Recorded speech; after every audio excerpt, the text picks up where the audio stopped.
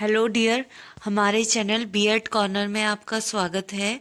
तो आज मैं आपके लिए लेके आई हूँ एक आदर्श पाठ योजना जो जीव विज्ञान विषय से संबंधित है। तो आइए शुरू करते हैं। सबसे पहले पाठ योजना संख्या, दिनांक कक्षा 9, विषय विज्ञान, उपविषय जीव विज्ञान, अवधि वादन, प्रकरण हमारा है विटामिन। विद्यालय का नाम, सामान्य उद्देश्य से संबंधित 5 बिंदु। उसके बाद हमारा विशिष्ट उद्देश्य आ जाएगा। पहला ज्ञानात्मक, बोधात्मक, प्रयोगात्मक, विश्लेषणात्मक, संश्लेषणात्मक और अंतिम बिंदु होगा मूल्यांकन का। उसके बाद हमारी शिक्षण सहायक सामग्री आ जाएगी, चौक, चार्ट, डस्टर, पॉइंटर आदि। पूर्व ज्ञान, छात्र विटामिन के बारे में सामान्य जानकारी रखते हैं। प्रस्तावना प्रश्न में पहला, हमें कोई भी कार्य करने के लिए किसकी आवश्यकता होती है? तो बच्चे उत्तर करेंगे ऊर्जा की। दूसरा प्रश्न, ऊर्जा हमें किससे प्राप्त होती है? तो भोजन से। तीसरा प्रश्न, भोजन के रूप में हमारे द्वारा क्या क्या खाया जाता है? तो बच्चे उत्तर करेंगे दाल, मांस, सब्जी आदि। चौथा प्रश्न, फल, मांस व सब्जी में पोषक तत्वों के रूप में क्या उपस्थित होते हैं? तो बच्चे उत्तर करेंगे प्रोटीन, विटामिन, मिनरल आदि। फिर हमारा अंतिम प्रश्न होगा, विटामिन से आप क्या समझते हैं? तो यह बच्चों के लिए समस्यात्मक प्रश्न हो जाएगा जिसका उत्तर अस्पष्ट रहेगा। उसके बाद हमारा उद्देश्य कथन आ जाएगा। आज हम विटामिन का विस्तार पूर्वक अध्ययन करेंगे। उसके बाद हमारी प्रस्तुतिकरण आएगी जिसकी सूची कुछ इस प्रकार से बनेगी। देख सकते हैं आप पूरी सूची। शिक्षण बिंदु में आ जाएगा विटामिन।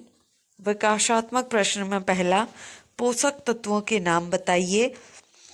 विटामिन, मिनरल, प्रोटीन आदि। प्रश्नोत्तर विधि का प्रयोग। दूसरा प्रश्न, विटामिन से आप क्या समझते हैं? अस्पष्ट उत्तर। उसके बाद हमारा स्पष्टीकरण शुरू होगा। स्वास्थ्य और रोग की हमारी समझ में विटामिन की खोज एक प्रमुख वैज्ञानिक उपलब्धि थी।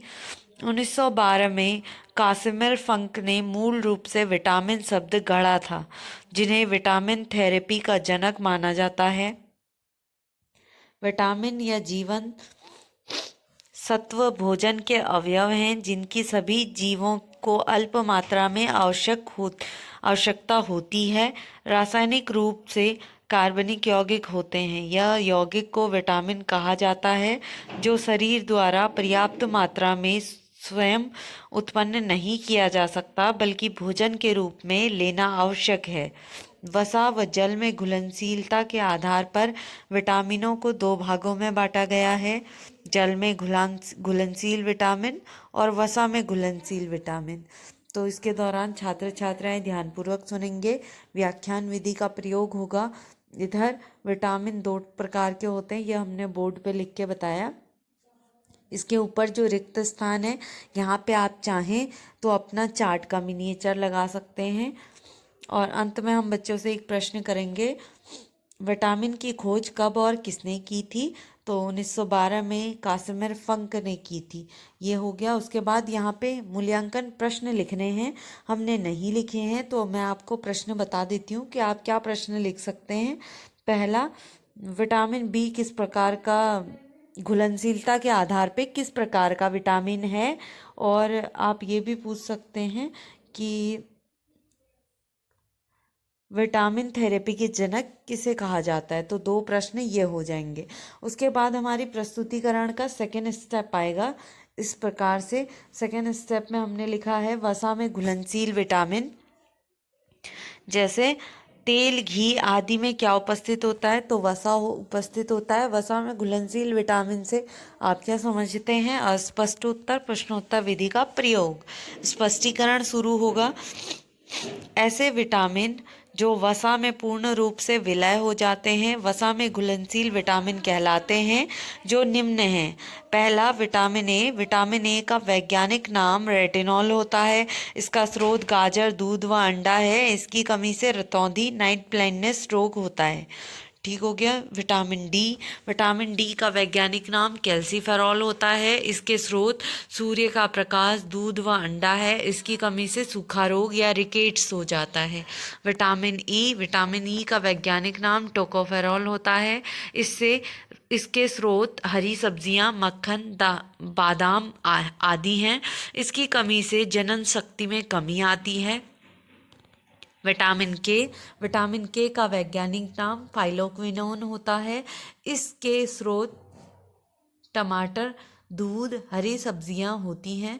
इसकी कमी से रक्त का थक्का नहीं बनता है। छात्र छात्राएं ध्यानपूर्वक सुनेंगे।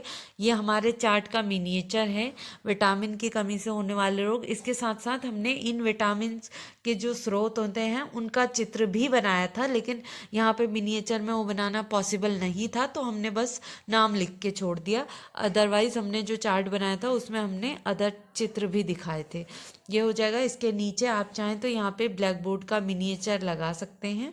उसके बाद एक प्रश्न जो हम बच्चों से करेंगे, नाइट ब्लाइंडनेस रोग किसकी कमी से होता है? तो बच्चों ने जो पढ़ा होगा विटामिन ए की कमी से, वो बताएंगे।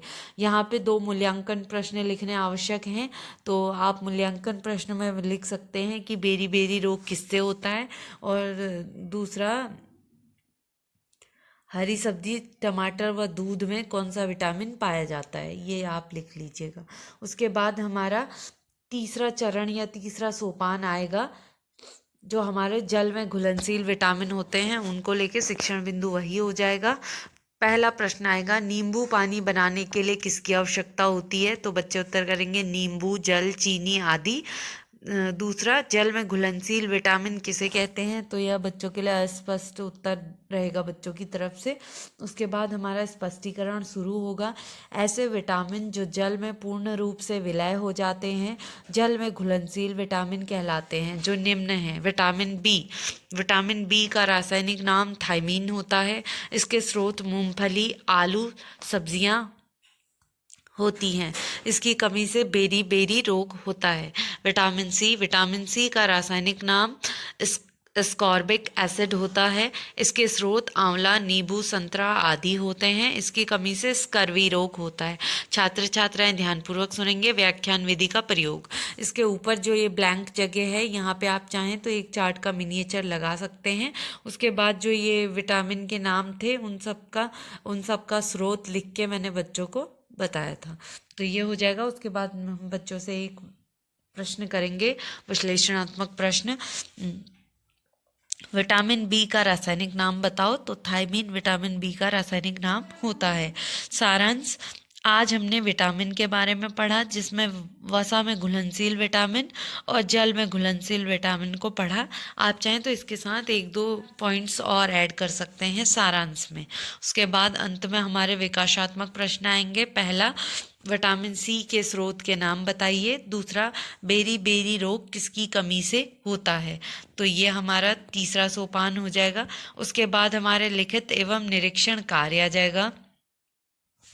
छात्राध्यापिका श्यामपट्ट पर लिखित कार्य को अपनी पुस्तिका में उतारने का निर्देश देती है और स्वयं घूम घूम कर निरीक्षण करती है। पुनरावृत्ति प्रश्न में पहला प्रश्न, विटामिन थेरेपी का जनक किसे कहा जाता है? दूसरा, विटामिन ई के स्रोत के नाम बताइए। गृह कार्य में 3 प्रकार के प्रश्न। दीर्घ उत्तरीय प्रश्न, विटामिन को विस्तार पूर्वक समझाइए। लघु उत्तरीय प्रश्न में पहला, विटामिन में घुलनशील विटामिनों को विस्तार पूर्वक लिखिए। अति लघु उत्तरीय प्रश्न में पहला, विटामिन की खोज ... ने की थी। दूसरा, विटामिन डी की कमी से ... रोग होता है। तो यहीं पे हमारा जो पाठ्य योजना है वो समाप्त होती है। तो मैं आशा करती हूँ कि आपको हमारी पाठ्य योजना पसंद आई होगी। अगर आपको हमारी वीडियो पसंद आई है तो प्लीज़ वीडियो को लाइक कीजिए। आप अन्य लेसन प्लानों के लिए हमारे चैनल पे विज़िट कर सकते हैं। आप इस जो बायो के वीडियोस की प्लेलिस्ट है उसको मैं डिस्क्रिप्शन में दे दूँगी। अगर आपको चाहिए तो आप हमारी प्लेलिस्ट पे भी विज़िट कर सकते हैं। Thank you.